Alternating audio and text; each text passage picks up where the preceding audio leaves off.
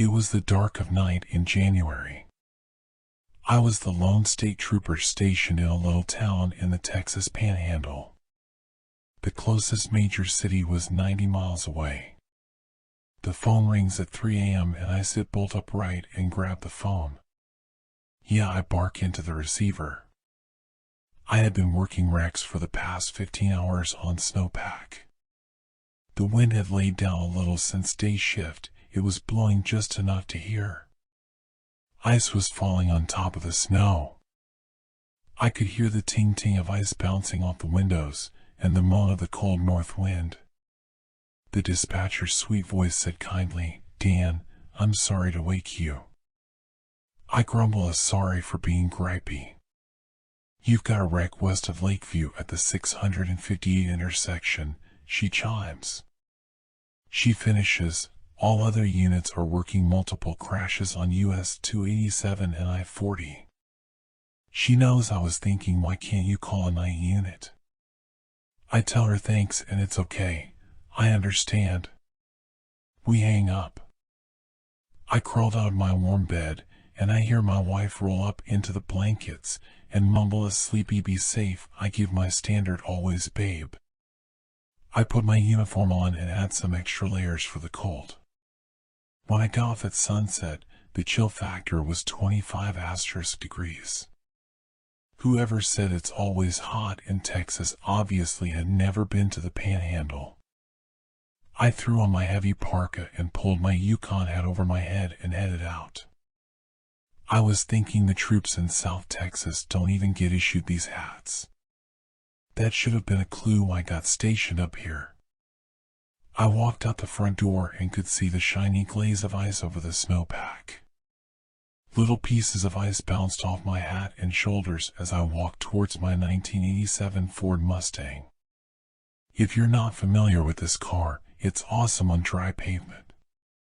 It's fast and light. So that pretty much means it sucks on snow and ice. I look at my pony and it resembles an igloo. After breaking the ice off the door handle and keyhole, I bang on the door to get it open. It cracks and pops as I pull it open. I turn the key and the 5.0 SSP police engine roars to life.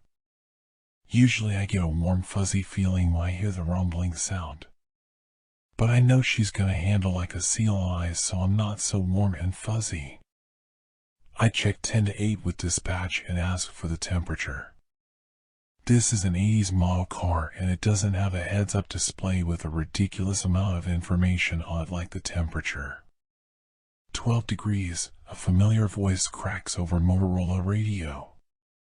Good grief, I mumble to myself, I should have been a Florida trooper. I grabbed my heavy-duty ice scraper and got to work on the windshield. 15 minutes later, I'm ready to go.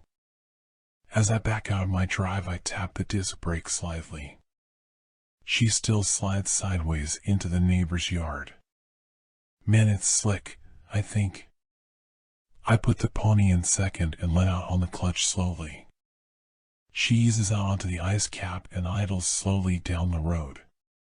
It's 25 minutes to get to the next little town 12 miles away.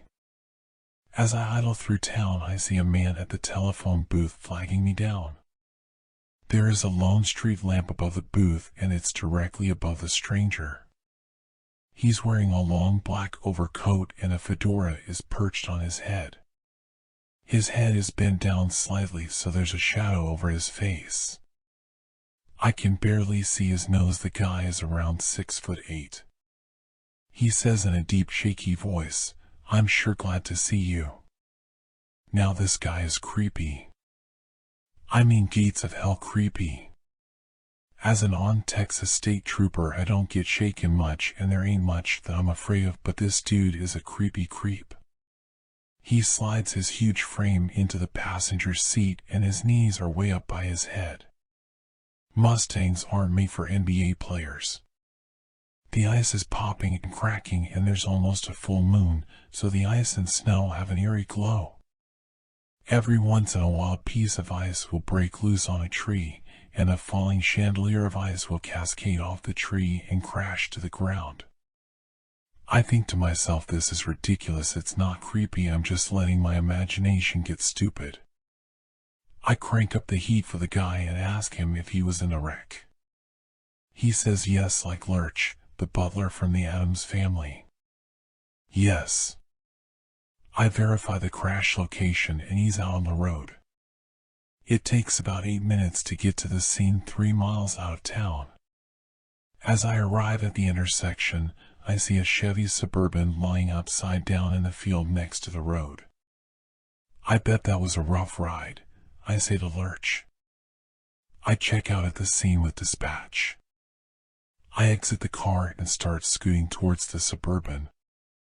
There is a downhill slope to the wreck, so I squat low to get my center of gravity as low as I can. I slide off the edge and use my hand as a rudder. At the bottom, I slide almost all the way to the Chevy. Standing up, I scoot forward.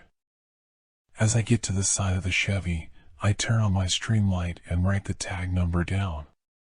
For a minute, I think surely he was alone or he would have said something. The moonlight was glinting off the glass of the Chevy as I rounded the backside. The wind had completely laid down, and it was eerily quiet, except for the ice cracking and popping. I turn my streamlight towards the big window that stretches across the back of a Suburban. My light illuminates a 90-year-old dead woman pressed up against the glass, wrapped in a white sheet. I drop my light and stumble backwards, almost falling. A cold electric shock shot up my spine. I might have yelled out also, I can't quite remember. My adrenaline is pumping me full of energy now. I reach for my sidearm as I look back towards the Mustang. I can see the tall fedora-wearing giant sitting there and my mind is racing. What the heck is going on? I'm thinking, did he kill this woman? Did she die in the crash and he just forgot to tell me? I unstrap the SNW .357 Magnum at my side and ease it up a couple of inches as I stare at the dark form in my car. I decide to take one more look before I put the guy on the ground and arrest him. Retrieving my streamlight, I light up the window again. The old woman is strapped to a gurney. I bent down and looked up at the floor. There they were, little chrome steel latches.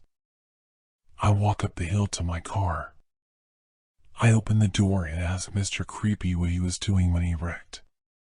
He informs me he is a mortician and was transporting a body. I ask him if he doesn't think I could have used that information earlier. He gets a shocked look on his face and starts apologizing.